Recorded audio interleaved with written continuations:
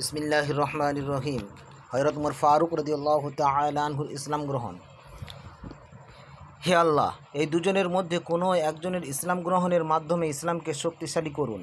এই মর্মে খোদ রাসূলুল্লাহ সাল্লাল্লাহু আলাইহি ওয়াসাল্লাম দোয়া করেছিলেন কোন দুই ব্যক্তির সম্বন্ধে?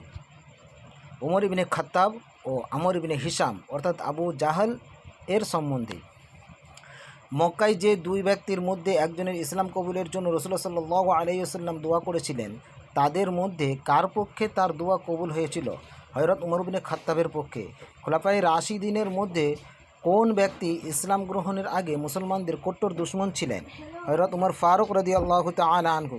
রাসূলুল্লাহ সাল্লাল্লাহু আলাইহি ওয়াসাল্লাম যখন ইসলাম প্রচার শুরু করেন, সেই সময় হযরত উমর ফারুকের বয়স কত ছিল?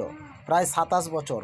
হযরত উমর ফারুকের খানদানের মধ্যে সর্বপ্রথম ইসলাম কবুল করেছিলেন কে? হযরত সাঈদ ইবনে জাইদ। হযরত উমর ফারুকের খানদানের মধ্যে সাঈদ ইবনে জাইদের পর ইসলাম কবুল করেছিলেন কে? নুয়াইম ইবনে আবদুল্লাহ। হযরত উমর ফারুকের আত্মীয় স্বজনদের মধ্যে সর্বপ্রথম ইসলাম কবুল করেছিলেন কে? হযরত সাঈদ ইবনে জাইদ।